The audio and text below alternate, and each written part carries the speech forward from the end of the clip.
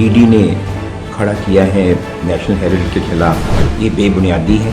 Congress party family अपने भ्रष्टाचार, सत्ता के दुरुपयोग और संपत्ति के लूट का जवाब तो देना पड़ेगा ना आपको। जब जब नेशनल हेराल्ड का नाम आता है, साथ में जुड़ता है मनी लॉन्ड्रिंग का मामला, और इस सब के बीच में जिक्र होता है कांग्रेस का। अब नेशनल हेराल्ड की संपत्तियों को जब्त करने की बारी है, तो ऐसे में मनी लॉन्ड्रिंग और कांग्रेस की भी चर्चा होने लगी है। ईडी अब नेशनल हेराल्ड की संपत्तियों को जब्त करेगी। कुर्की पहले ही हो चुकी है। ईडी ने 12 अप्रैल को एक बयान में कहा कि 661 करोड़ रुपए की अचल संपत्तियों पर कब्जा लेने के लिए नोटिस जारी कर दिया गया है, और इसके अलावा एजेएल के 90 करोड़ रुपए के शेयरों की भी ईडी 2023 में कुर्की कर चुकी है। हालांकि कांग्रेस शुरू से ही इस मामले में तर्क देती रही है कि पूरा मामला निराधार है और राजनीतिक प्रतिशोध से प्रेरित है। ईडी ने अब जब जब्ती के लिए नोटिस चस्पा किया तो कांग्रेस नेता पवन कुमार बंसल ने मामले को निराधार बताया है। फैसला जो ईडी ने खड़ा किया है नेशनल हेराल्ड के खिलाफ prevention of money laundering act में, ये बेबुनियादी है।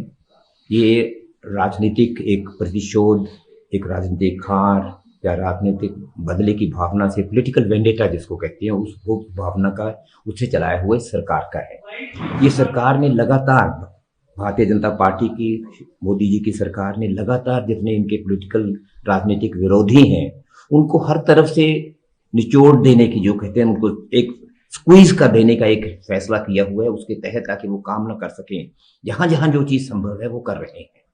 किसी ढंग का पीएमएलए इस पे लागू नहीं होता इस केस पे, और ये सरासर गलत है। एक जो प्रेडिकेट ऑफेंस होता है, शेड्यूल्ड ऑफेंस होता है, वही नहीं बनता। क्या है नेशनल हेराल्ड मामला?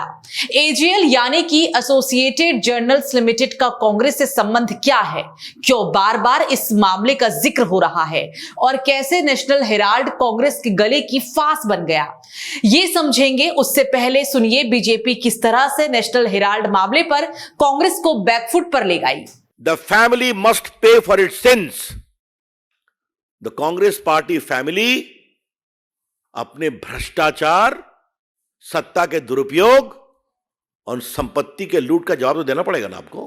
हाँ, तो आप भागते क्यों हैं? इस पूरे मामले को विस्तार से समझें तो 2012 में बीजेपी के नेता सुब्रमण्यम स्वामी ने दिल्ली के पटियाला हाउस कोर्ट में एक याचिका लगाई। इस याचिका में सोनिया गांधी, राहुल गांधी और कांग्रेस के कई बड़े नेताओं का नाम मेंशन किया।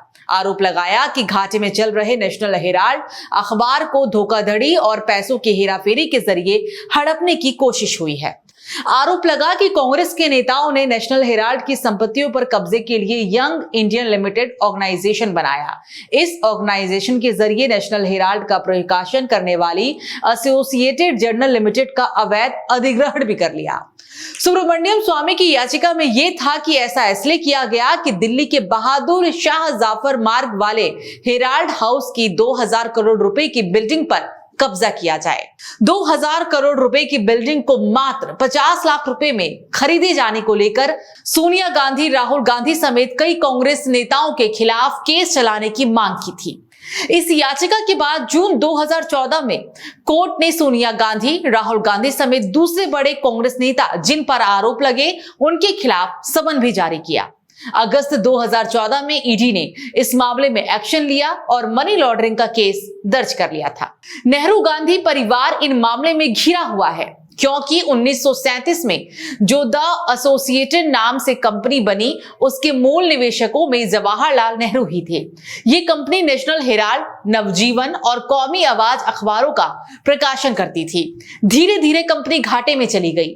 कांग्रेस पार्टी ने 90 करोड़ रुपए का लोन देकर कंपनी को घाटे की उबारने की कोशिश भी की, लेकिन वो सफल नहीं हो सकी।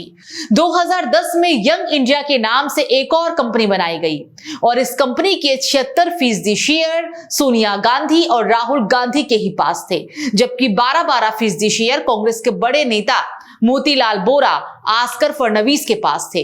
कांग्रेस पार्टी ने जो 90 करोड़ का लोन लिया था वो अब नई कंपनी यंग इंडिया को ट्रांसफर कर दिया गया।